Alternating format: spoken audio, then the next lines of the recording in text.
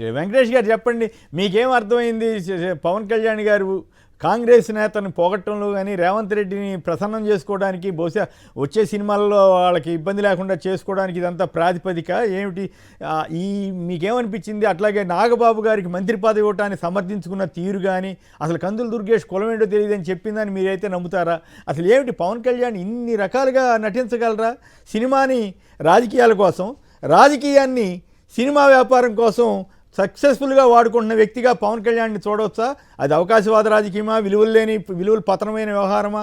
ఇవన్నీ పక్కన పెడితే మరి పవన్ కళ్యాణ్ తెలివిగానే తన అధికారాన్ని నిలబెట్టుకోవడం కోసం రెండో వైపు సినిమా వ్యాపారాన్ని సఫలం చేసుకునేందుకు ఈ ప్రయత్నాలు చేస్తున్నాడని అనుకోవచ్చా?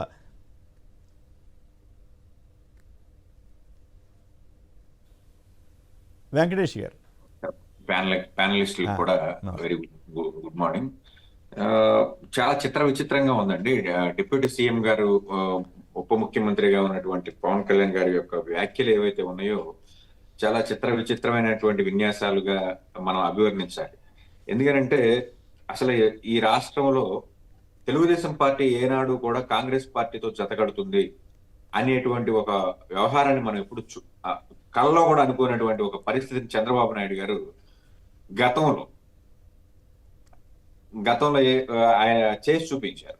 అలాగే కాంగ్రెస్ పార్టీ ముఖ్యమంత్రిని బీజేపీ లేదా కూటమిలో ఉన్నటువంటి పార్టీలు ఏవైతే ఉన్నాయో, ఈ కూటమి పార్టీల్లో ఉన్నటువంటి అధికారంలో ఉన్నటువంటి వ్యక్తులు పొగుడుతారు, లేకపోతే వాళ్ళతో అంటగాగుతారు, లేకపోతే వాళ్ళ యొక్క పరిపాలనా సామర్థ్యాన్ని ఏకీభవిస్తారు అని చెప్పేసి ఎప్పుడు అనుకోనటువంటి ఒక పరిస్థితిని ఈరోజు పవన్ కళ్యాణ్ గారు రేవంత్ రెడ్డి గారికి ఇచ్చినటువంటి కితాబు ఏదైతే ఉందో దాన్ని దృష్టిలో పెట్టుకుని మనం చాలా హాస్యాస్పదంగా మాట్లాడారని చెప్పేసి అనుకోవచ్చు.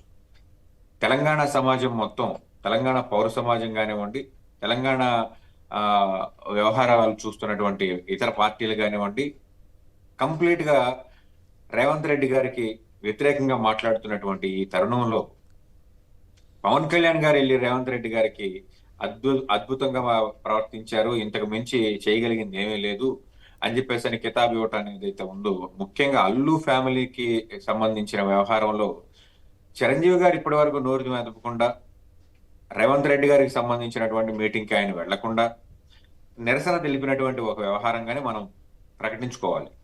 నిరసన అనాలా, భయం అనాలా? అట్లా కాదు, మీరు నిరసన అంటున్నారు, అది భయం కూడా కావచ్చు కదా. చిరంజీవి దీంట్లోకి వెళ్తే మనకు సినిమా దెబ్బతింటామని భయం కూడా ఉండుండొచ్చుగా. ఖచ్చితంగా అండి. ఇప్పుడు సినిమా వ్యాపారం చేసిన వాళ్ళు చాలా సాఫ్ట్ టార్గెట్ లో ఉంటారు కాబట్టి తప్పించక తాను ఒక తిరిగేవాడు ధన్యుడు సుమతి అని ఆయన ఒక సైడ్ అయిపోయినటువంటి ఒక పరిస్థితుల్లో పవన్ కళ్యాణ్ గారు ఇప్పుడు ఆయన సినిమాలు రిలీజ్ ఉన్నాయి. యాక్చువల్ గా 2 సినిమాలు రిలీజ్ ఉన్నాయి 2025 లో. అలాగే ఆయన అన్నగారికి ఆ అబ్బాయి సినిమా రిలీజ్లు ఉన్నాయి, తర్వాత మేనలోటి సినిమాలు రిలీజ్ ఉన్నాయి. వీటన్నిటిని దృష్టిలో పెట్టుకుని ఆయన కిరణ్ కుమార్ రెడ్డి గారితో అంటకాగడానికి సిద్ధమయ్యాడు సినిమా పరిశ్రమకి సంబంధించినంత వరకు అని చెప్పేసి మనం మాట్లాడాల్సినటువంటి. రేవంత్ రెడ్డి గారితో కిరణ్ కుమార్ రెడ్డి మీరు పొరపాటున రేవంత్ రెడ్డి గారితో క్షమించాలి, రేవంత్ రెడ్డి గారితో.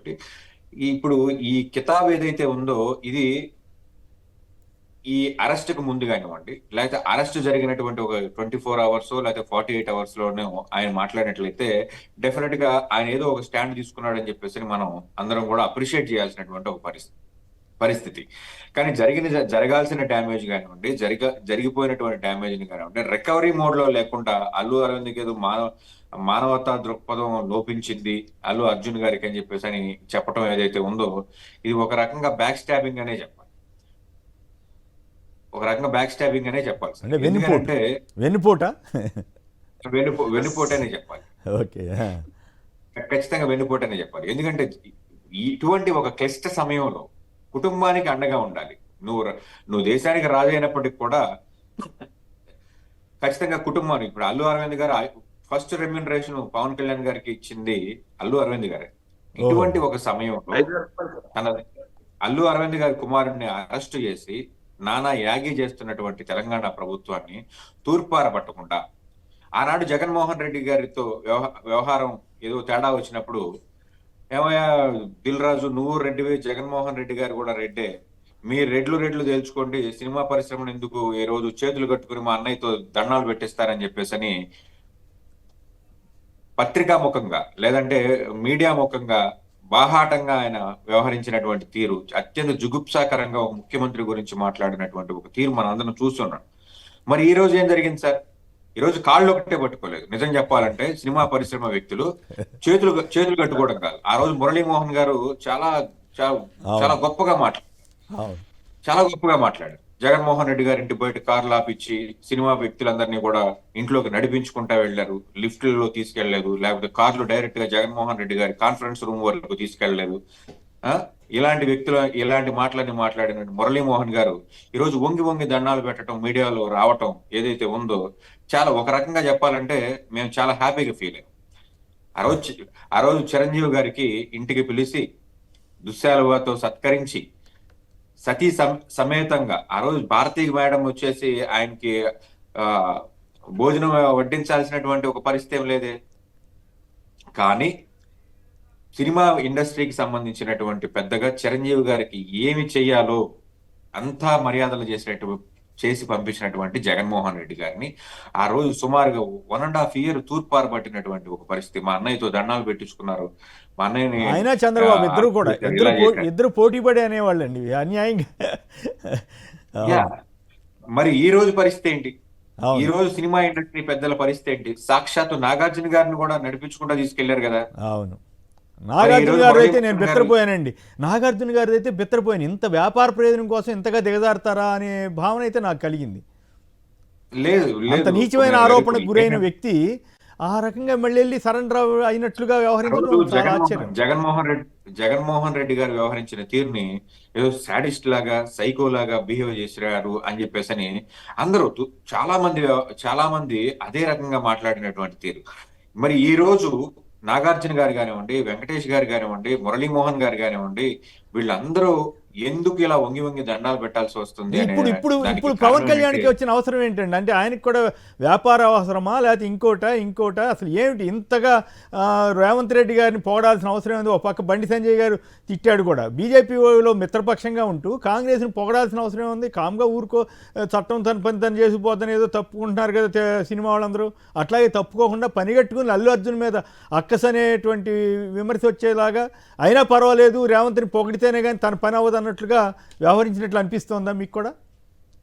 ఇక్కడ ఖచ్చితంగా 2 ప్రయోజనాలను దృష్టిలో పెట్టుకుని పవన్ కళ్యాణ్ గారు రేవంత్ రెడ్డి గారిని పోగొట్టడానికి గల కారణం అని చెప్పేసి అని చెప్పొచ్చు. ఒకటి, రాబోయే సినిమాలు ఏవైతే ఉన్నాయో, రాబోయే సినిమాలకు సంబంధించినటువంటి బెనిఫిట్ షోలు కానివ్వండి, టికెట్ల రేట్ల పెంపుదల కానివ్వండి, మరొక సినిమా ఇండస్ట్రీకి సంబంధించినటువంటి భూముల వ్యవహారం కానివ్వండి, ఈ రోజు ఖచ్చితంగా రేవంత్ రెడ్డి చాలా జెట్ స్పీడ్ లో దూసిపోతున్నటువంటి పరిస్థితి.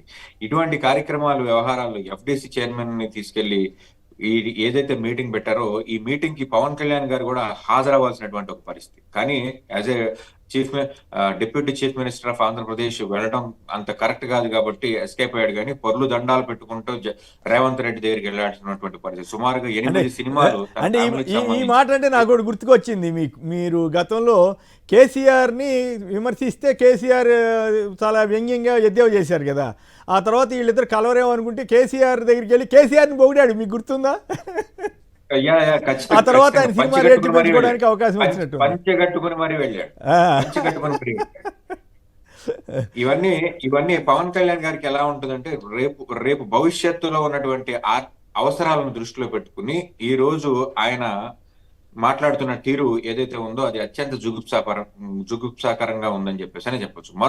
మరొక పరంగా ఒక రకంగా ఫ్యాన్ వార్ జరుగుతుంది. Mega versus Allu fan war ఏదైతే జరుగుతుందో, ఈ రోజు అల్లు అరవింద్ గారి అబ్బాయి అల్లు అర్జున్ ఏదైతే ఉన్నాడో, ఈ రోజు పుష్ప 2 సినిమాతో సుమారుగా 2,000 కోట్ల రూపాయలకు దరిదాపుల్లో ఒకే ఒక సినిమా. గతంలో పేరు నాని గారు కూడా ఎద్దేవా చేసినటువంటి పరిస్థితి. యాక్చువల్గా అల్లు అర్జున్ గారు ఏమి ఎద్దేవా చేసినటువంటి పరిస్థితి కాదు కానివ్వండి. గతంలో చిన్న హీరోలు, అంటే నీ కుటుంబం నుంచి వచ్చిన చిన్న పిల్లలు కూడా ఈ రోజు 100 కోట్ల రూపాయల వ్యవహారాలు నడుపుతున్నటువంటి పరిస్థితి, కలెక్షన్లు సాధిస్తున్నటువంటి ఒక పరిస్థితి. నీ పరిస్థితి ఏంటి అని చెప్పేసి అని క్వశ్చన్ చేసినటువంటి, గతంలో ఆయన ప్రతిపక్షంలో ఉన్నప్పుడు మాట్లాడినటువంటి ఆయన వేధిస్తున్నట్టున్నారులేండి. ఓకే. అది ఆయన మానసికంగా నిద్రపోనివ్వకుండా చేస్తున్నటువంటి ఒక పరిస్థితి. ఎందుకంటే అంటే వీళ్ళ ఈర్ష్యాసులు కూడా ఉన్నాయంటారా మీరు చెప్పేదాని ప్రకారం? ఖచ్చితంగా ఈ రోజు అలాగే అనుకోవాలి సార్. ఓకే. ఎందుకంటే అన్నం పెట్టిన చేతిని ఏ రోజు కూడా కరవాలని ఎవరు కూడా అనుకోరు. ఓకే. అల్లు అల్లు అర్జున్ లేకపోతే పవన్ కళ్యాణ్ అనే అల్లు అనే అరవింద్, వ్యక్తితో అల్లు సినిమా అరవింద్, తీసే వ్యక్తి కూడా లేడు ఆ రోజు. అల్లు అరవింద్ అనే వ్యక్తి. అల్లు అరవింద్ అనే వ్యక్తి లేకపోతే ఆ రోజున కనీసం పవన్ కళ్యాణ్ అనే వ్యక్తిని పెట్టి సినిమా తీసే వ్యక్తి కూడా లేడు. ఓకే. కానీ అలాంటి వ్యక్తి యొక్క కొడుకు ఈ రోజు అత్యంత ప్రమాదకర పరిస్థితుల్లో ఉన్నటువంటి పరిస్థితి. ఒక రకంగా చెప్పాలి, ఇంటి మీద రాళ్లేస్తున్నారు, ప్రభుత్వంతో ఏకపక్షంగా యుద్ధం చేస్తున్నాడు. ప్రపంచం వ్యాప్తంగా తను గెలిచినప్పటికీ, నేషనల్ అవార్డు తీసుకొచ్చినప్పటికీ ఈ రోజు కూడా అప్రిసియేషన్ లేదు. వీటన్నిటిని దృష్టిలో పెట్టుకుని అతని మీద ఈ పవన్ కళ్యాణ్ ఏదైతే సాగిస్తున్నటువంటి ఫ్యాన్ వార్ ఏదైతే ఉందో, ఈ ఫ్యాన్ వారికి పరాకాష్టే ఈ రోజు ఈ కామెంట్స్ అని చెప్పాలి. రైట్. యాక్చువల్ గా పవన్ కళ్యాణ్ గారి యొక్క పరామర్శని కానివ్వండి, విమర్శని కానివ్వండి, అల్లు ఫ్యామిలీ ఏ రోజు కోరుకున్న అటువంటి ఒక పరిస్థితి కాదు. కానీ ఈ రోజు పనిగట్టుకుని వివాదం ముగిసిపోయిన తర్వాత ఈ రోజు ఆయన మాట్లాడిన తీరు ఏదైతే ఉందో, మరి ఆయన ఏ రకంగా మాట్లాడారనేది రాజకీయ వర్గాల్లో కూడా ఇది ఒక విపరీతమైనటువంటి చర్చకి దారి. అంటే అవసరమైతే బీజేపీని పొగడగలడు, అవసరమైతే వాళ్ళని ఎన్ని ఎంత బతిమిలాడుకున్నాడు వెళ్ళి పార్టీలో కూటమిలో చేరాలని. ఇప్పుడు వచ్చి కాంగ్రెస్ని పొగడగలడు ఆయన, అది గొప్ప విశేషమే కదా. గత 10 సంవత్సరాల్లో పవన్ కళ్యాణ్ గారు కలిసినటువంటి పార్టీలు కానివ్వండి, ఆయన చేసినటువంటి రాజకీయ విన్యాసాలు కానివ్వండి, ఈ దేశ చరిత్రలో ఏ పార్టీ కూడా చేయనటువంటి పొత్తులు, ఎత్తులు చేసినటువంటి వ్యక్తి పవన్ కళ్యాణ్ గారు. కాబట్టి అవన్నీ మనం చూసాం. మాయావతి కాళ్ళ మీద పడడం చూసాము, మోడీ సంకెక్కడం కూడా చూసాము. కాబట్టి మనం ప్రత్యేకంగా పవన్ కళ్యాణ్ గారు ఇది చేస్తారు, ఇది చెయ్యరు అని చెప్పేసి మనం అనుకోవడం మన అమాయకత్వం అవుతుంది. కానీ ఆయన ఏదైనా అంచనాలకు అందకుండా ఏదైనా చేయడానికి, ఏ రకంగా దిగజారిపోవడానికైనా కానీ ఆయన సిద్ధహస్తుడు అని చెప్పేసి ఈరోజు ఆయన చేసే రాజకీయాన్ని దృష్టిలో పెట్టుకుని చూస్తే మనకు అర్థమవుతున్నటువంటి ఒక పరిస్థితి. రైట్. చంద్రబాబు గారిని ఇంతవరకు అనుకునే వాళ్ళ మాట మారుస్తారు అది అని, ఇప్పుడు ఆయన డిపాజిట్ రాకుండా నేను చేసేటట్టున్నాడు. రైట్.